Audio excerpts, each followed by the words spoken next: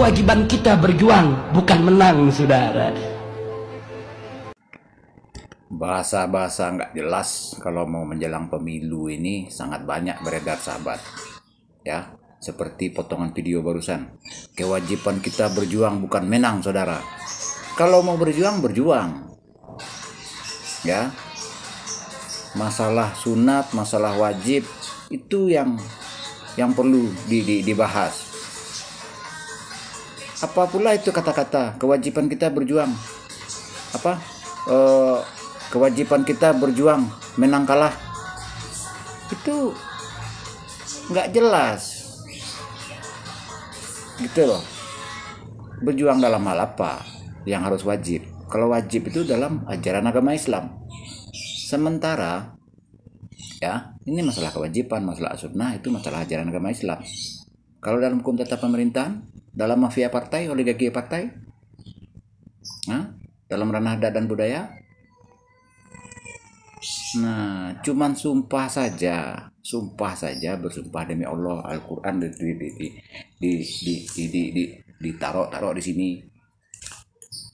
Nah begitu ya. Kalau sudah mau partai ini udah banyak yang menjual bahasa agama, bahasa adat. Ya, sedari dulu mereka bersumpah demi Al-Quran, demi firman Allah. Tetapi realita fakta tanpa rekayasa, kenyataannya apa? Kalau untuk di Solo itu saja minimal 500 kasus perebutan perampasan hak ulayat terjadi di Kabupaten Solo, sampai ke Alan Panjang, hampir seluruh Kabupaten Solo, bahkan Solo Selatan. Ya, kalau saat warga mau protes dia hadapkan karena hukum. Jadi telepon saya kalau sana digetak-getak, termasuk di medsos tuh ada lo oknum izin firma, izin lawyer lo nado lo mengecek hukum masih pakai buku lo getak-getak lo orang kan. Ada lo oknum TNI getak-getak lo orang dan udah sandang kan kalau sebelumnya masuk aja. Kawannya pada banyak lempuang. Ayo. Sudah tutunya mengecek tuh, memaki batang terendam, adat bahasa di sarak-sarak, bahasa di Kitabullah. Salam bongko banyak terjadi kezoliman yang melanggar BSSBK. Inyo sendiri tidak tahu tuh apa tuh batang terendam, bara buah batang terendam, siana merendam dia nanti di dima direndam. Mbak acer memaki batang terendam apa?